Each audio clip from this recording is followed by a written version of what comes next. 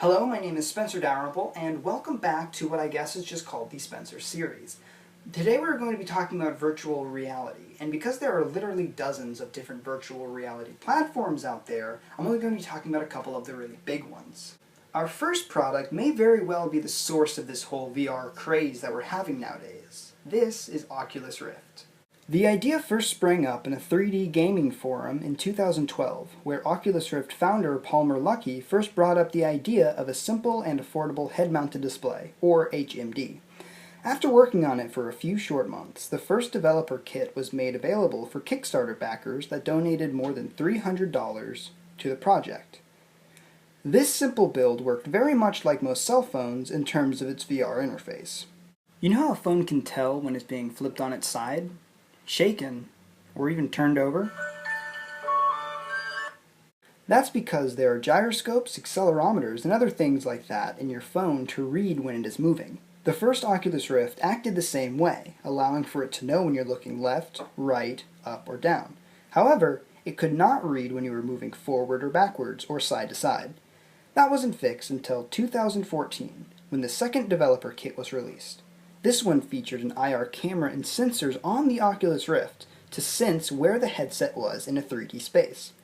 This allows users to move forward, backwards, etc., further enhancing the feeling that you're actually there.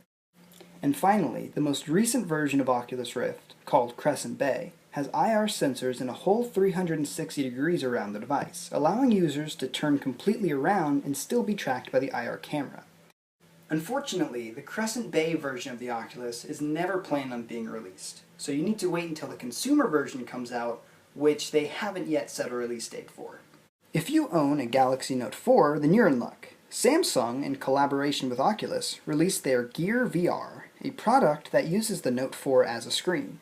The HMD itself has built-in motion tracking components, so it's more accurate than some of the other devices that utilize a phone for the screen. The main selling point? Mobility.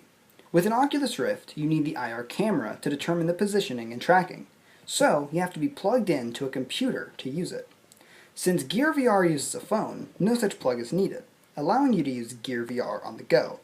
Unfortunately, unlike other VR devices that use phones, it is only compatible with the Samsung Note 4. Gear VR does do something cool though. Because it uses a phone, there's an option to turn on the phone's camera and peer through the transparent screen on the device, allowing you to see what's going on around you. It also includes a trackpad on the side of it, which allows you to scroll or click on the interface. However, it gives off the appearance that whoever is wearing it is in a state of constant, deep thought.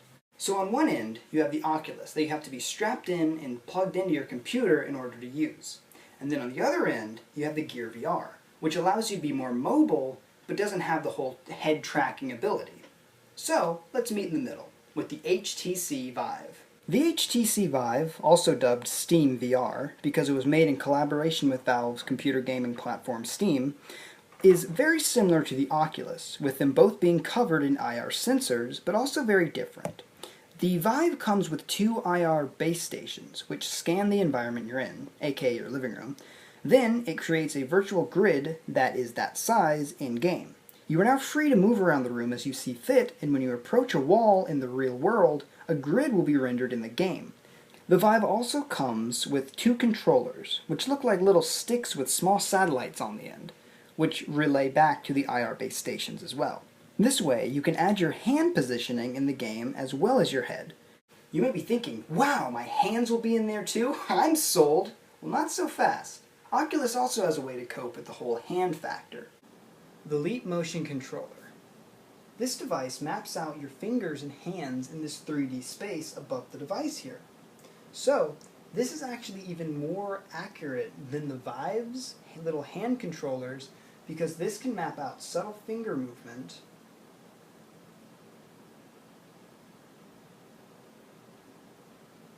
and the other one can't. Now I know what you're thinking. How much does it cost? Unfortunately, that is the downside, because the Gear VR is $200 by itself. However, if you don't already own a Note 4, you're gonna have to get one, which is about $600. The Oculus Rift is not technically still being sold, but when it was sold originally, it had a price tag of $350. Now, the owners of the company have said when the consumer version comes out, they want the price range to be within $200 to $400 like a normal gaming console. However, if you look on eBay right now, you can find some Oculus Rifts for about $800 to $1,000, which at this late in the game, you may as well just wait for the consumer version to come out. And the HTC Vive is not being sold yet at this time.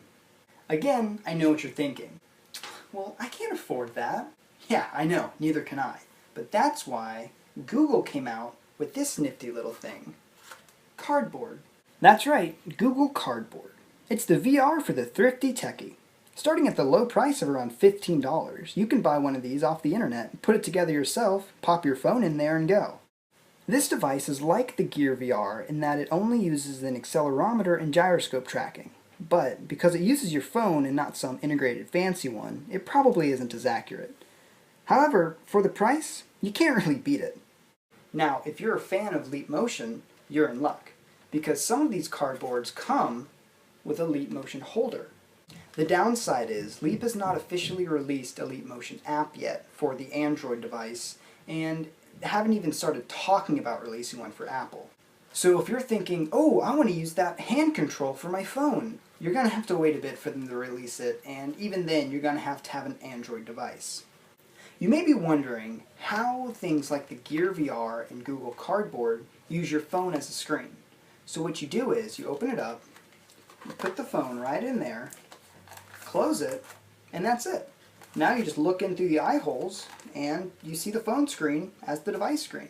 If you want to learn more about VR, there are literally thousands of articles online detailing all about it in ways that I can't because I've never used most of them. I hope you enjoyed this video, and I hope that I got you a little bit interested in virtual reality if you weren't already, and I will see you back here on Tuesday where I will be playing with fire.